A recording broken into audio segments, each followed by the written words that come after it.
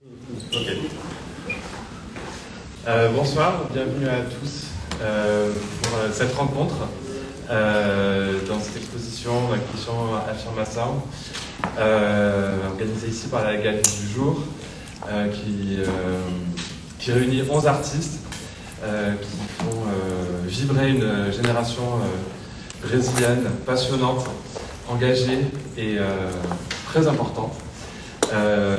J'ai le plaisir d'avoir à mes côtés Sabrina Fidalgo, qui est une des artistes qui est présente dans l'exposition, qui a fait une vidéo spécialement pour l'exposition, qui s'appelle Black Joy,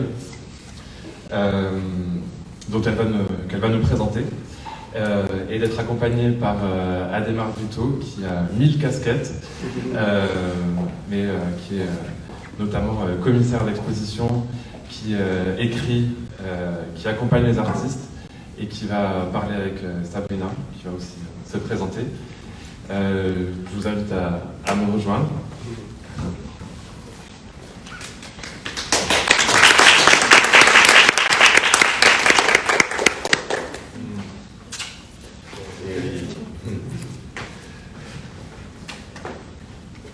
Je vais vous laisser,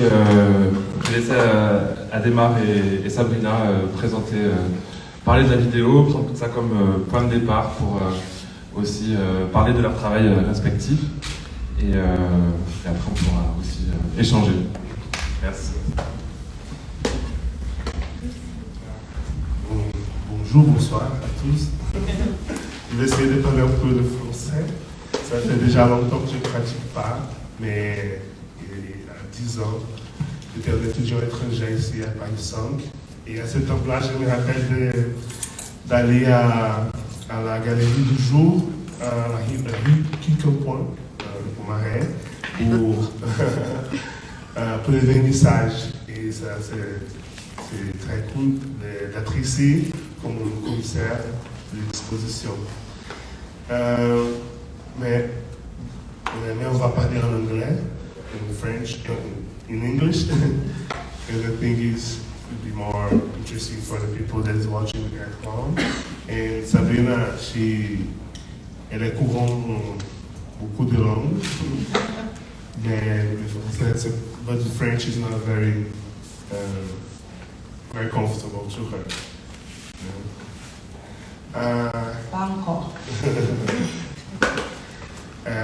I want to say that I'm happy to be here. It's very, very important for me to be here talking about the Brazilian art scene.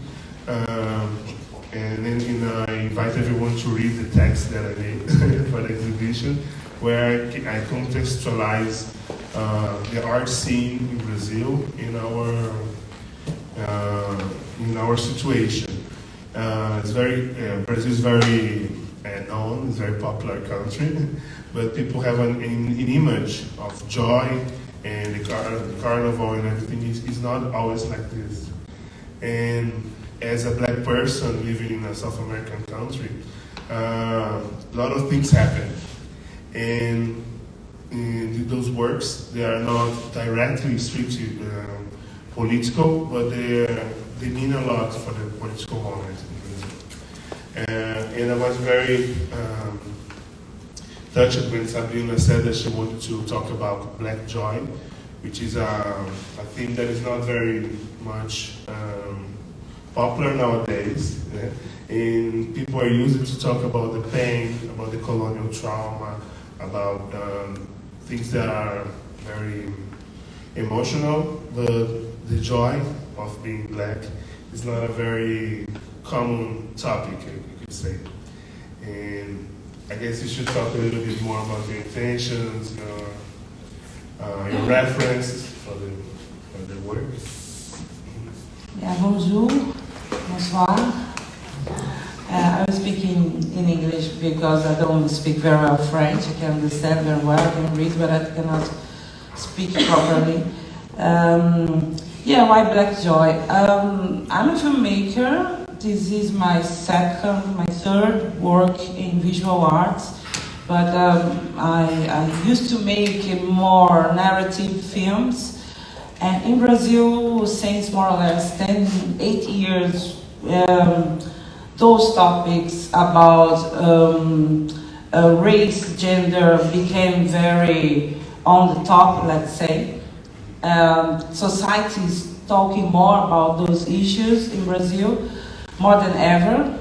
And things are changing a lot too, but it's far away from being equal or perfect or something that we could say, oh, we live in a democratic country.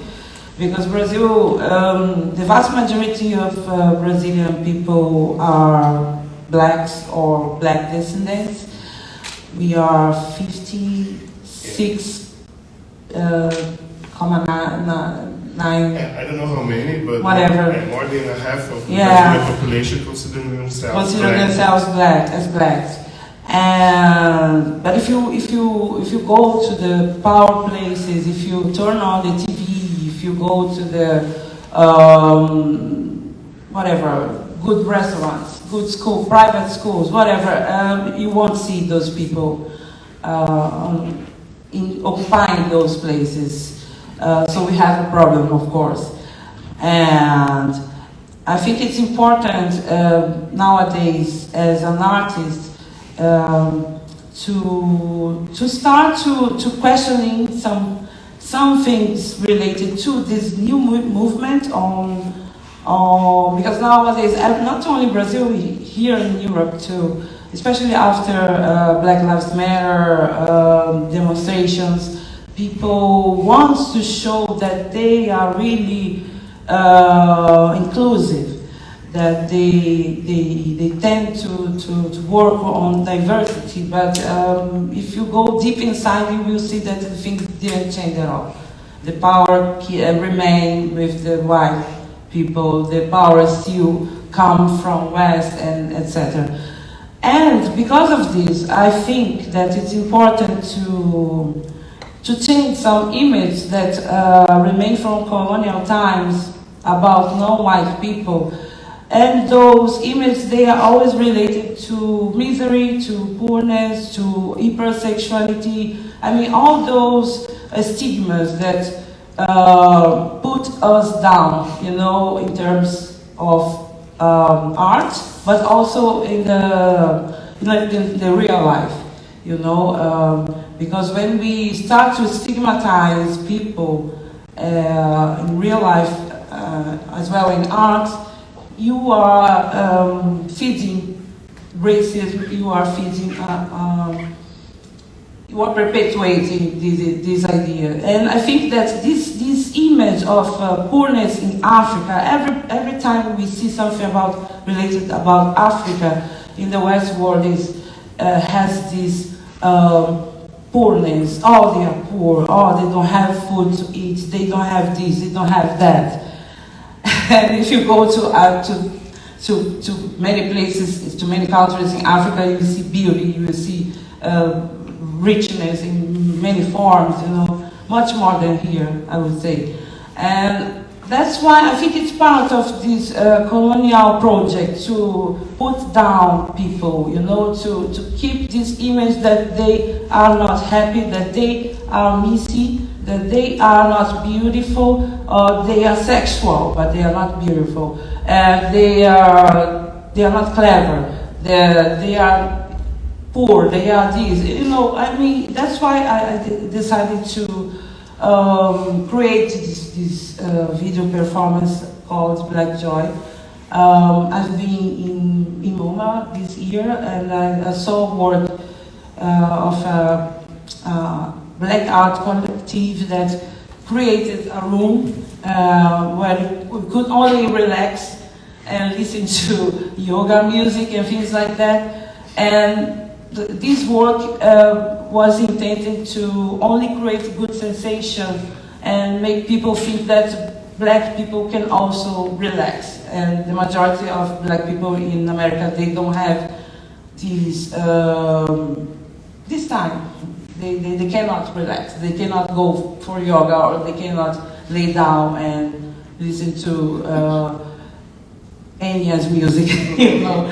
And that's why I started to think about Black Joy, you know. Okay, that's something that it's it's interesting to talk about good things on being black, on being non-white in this Western society. Great. I had an experience a month ago to be part of an exhibition in New York of an artist called Zé Palito. Zé is from São Paulo, from Limeira, but he lives in Baltimore. And he's a painter, and most of his characters are black. And he's quite known for the bright colors and to do a very positive portrait of black people. They are always happy, they are always well dressed, they are with a beautiful house, a beautiful car. And he invited me to write about this. And then I started searching about the history of Limeira, the place where he comes, to try to find out why he makes those very positive elements in his painting. And I discovered that in Limeira was the first farm to receive the non-enslaved workers from the immigrants from Europe. That was a political project to erase the blackness from Brazil. And they had like this project in 3 generations. Most of the population would become white, taking a part of a mistake that was a scientific mistake that some people created that associated the blackness as a racial disorder, that the black genes would be associated to alcoholism, to laziness, and crimes. So it's very important to try to rewrite how the representation of black people in the art history. And I guess your work is one of the new perspectives that we have. I guess we should see the movie, watch the movie, would be nice. And then we talk about the more specific. I think because it's in looping, I think maybe from the beginning would be better. Yeah.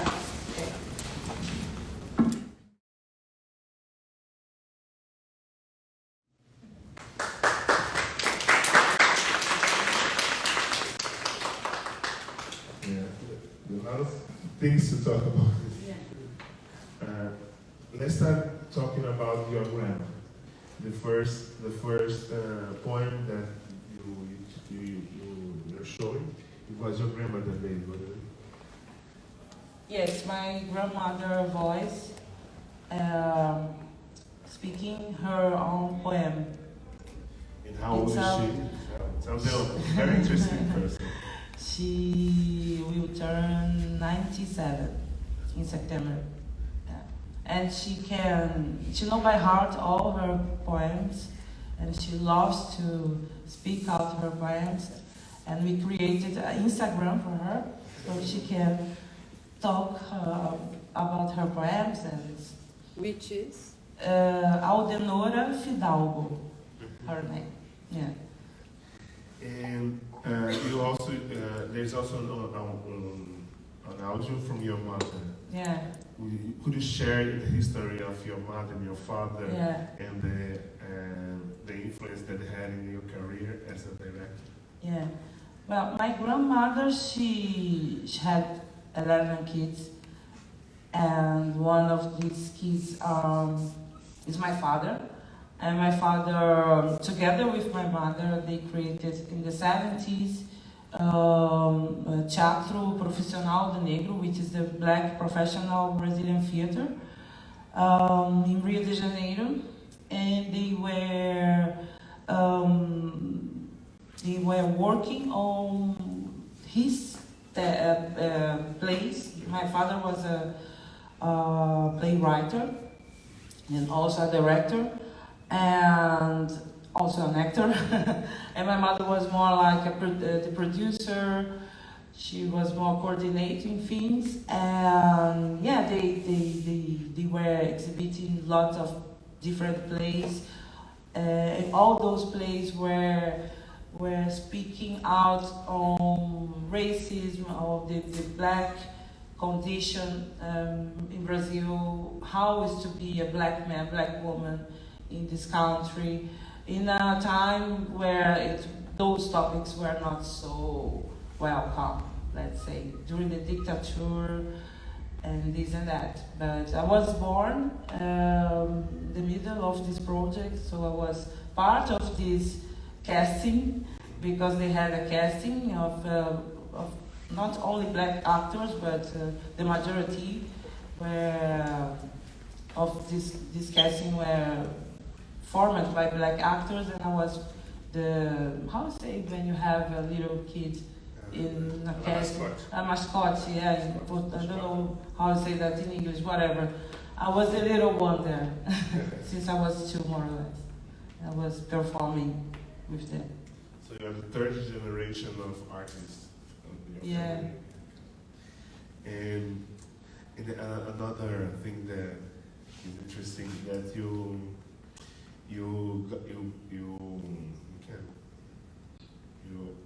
made appropriation of a speech of Susana Vieira, which is a Brazilian artist.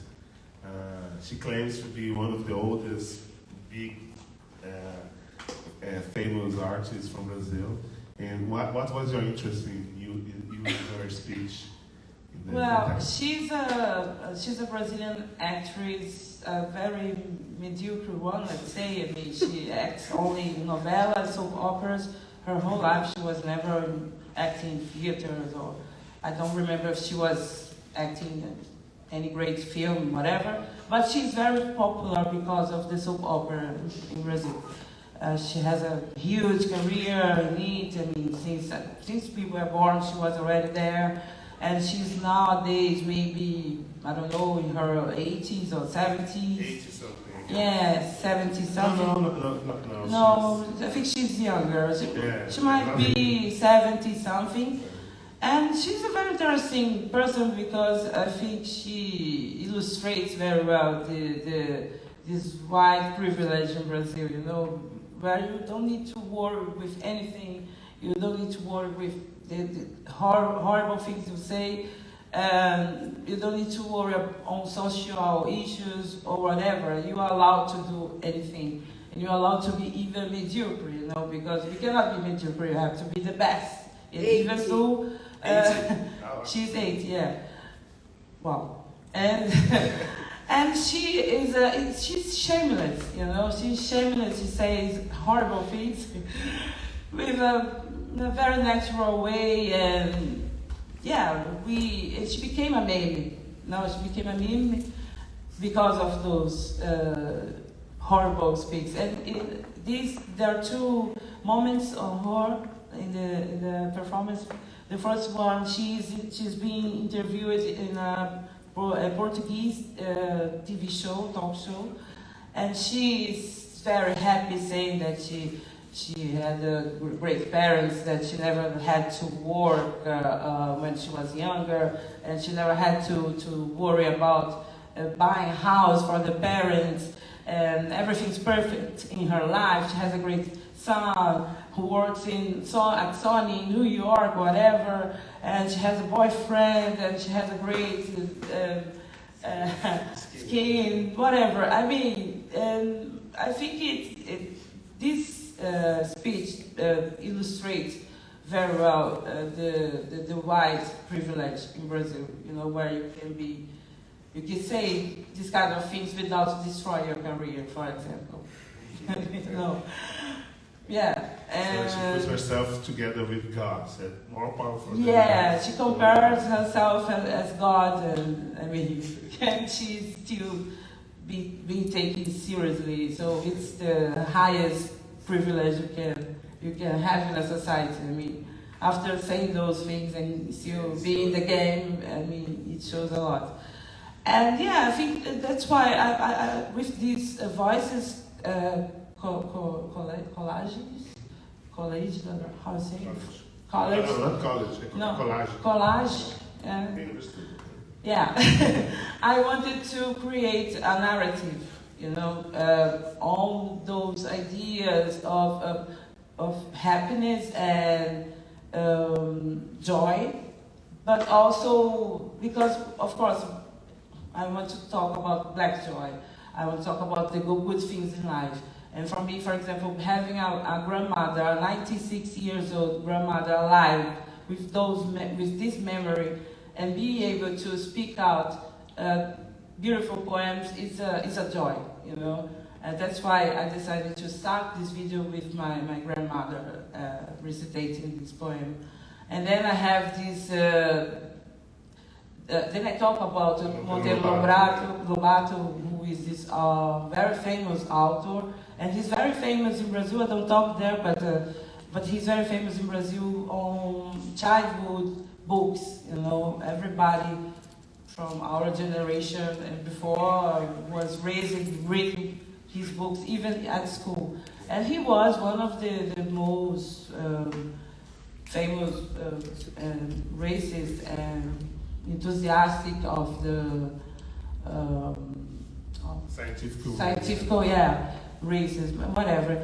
Well, I'm just talking about many things together, happy and not so happy things, but in a positive way. I think that's why I decided to do this collage with different voices and different topics.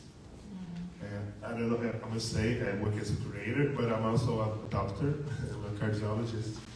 And it's funny that you bring a speech of Dr. Kathleen Conceição. Kathleen, she's a dermatologist, she's a professor, and she's specialized in black skin. And then you bring the scientific issues about the black skin that people don't talk that often. And Kathleen, she's very important because even though the medicine exists through I don't know how many years, but there are not many studies about the black skin and how to deal with the black skin.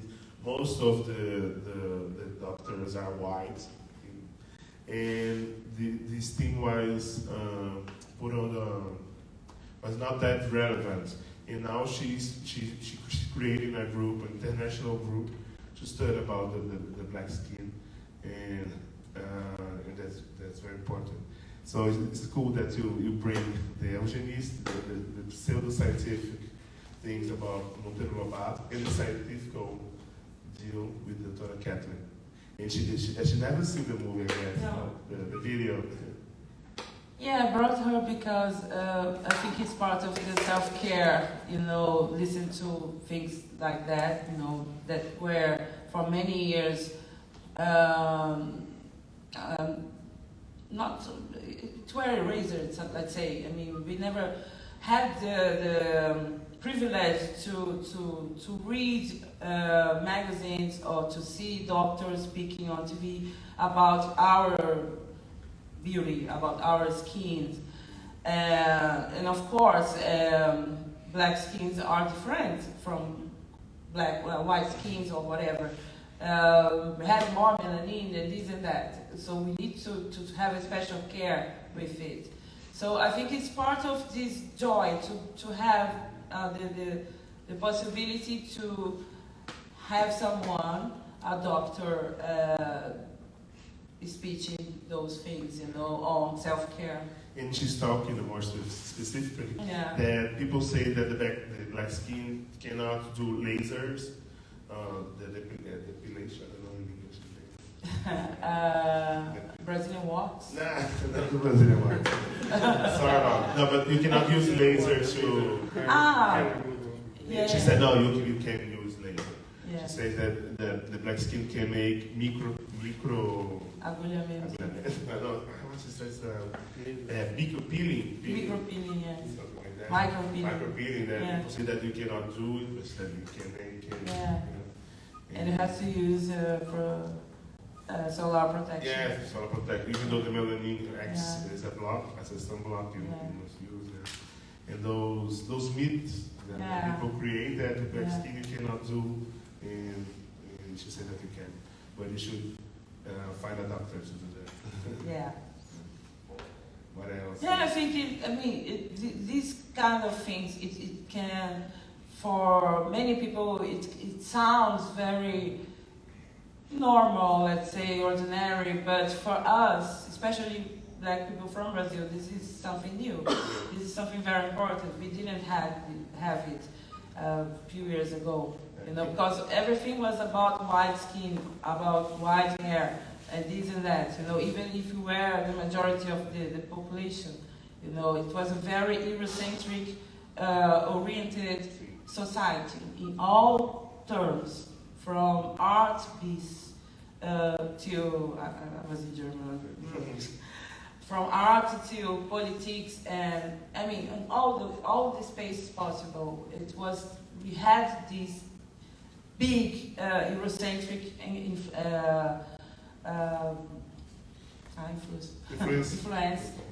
Influence, and it was hard for us to create self-care and dignity,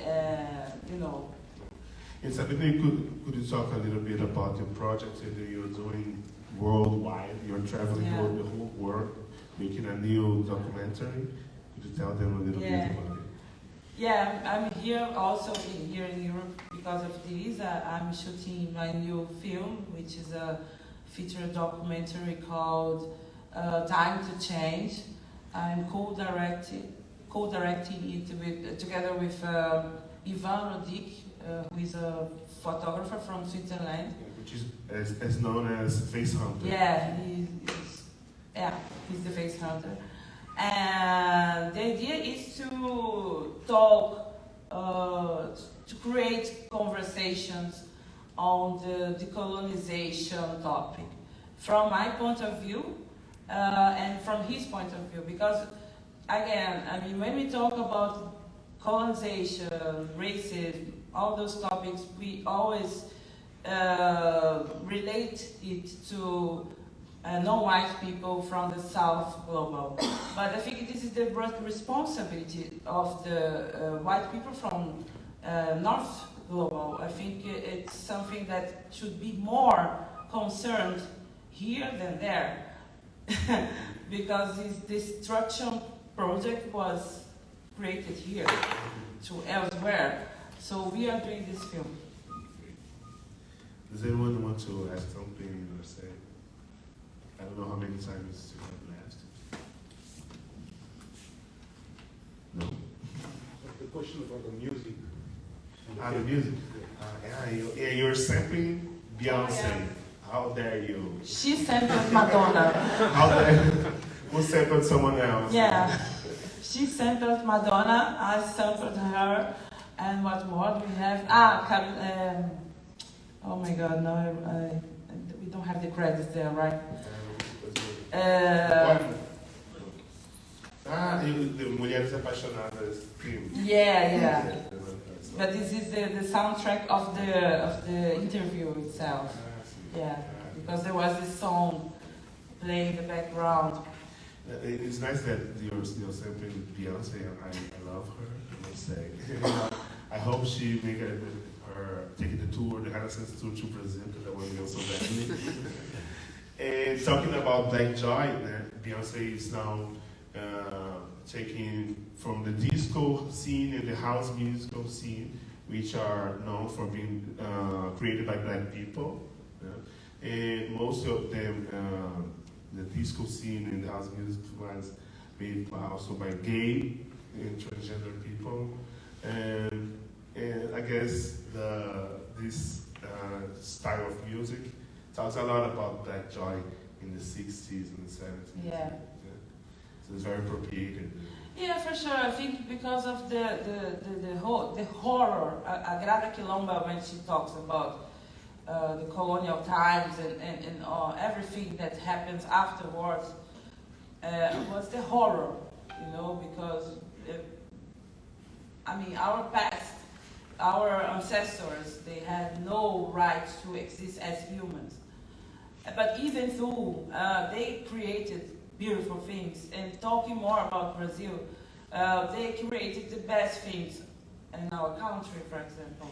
I mean, everything that when we think about Brazil and culturally speaking, and when we think only about black culture, we think about music, and all great music in Brazil comes from black people, from Africa descendant people, and in arts too is the same. I mean, even though always created to those ancestors were made to destroy them, they recreate great things.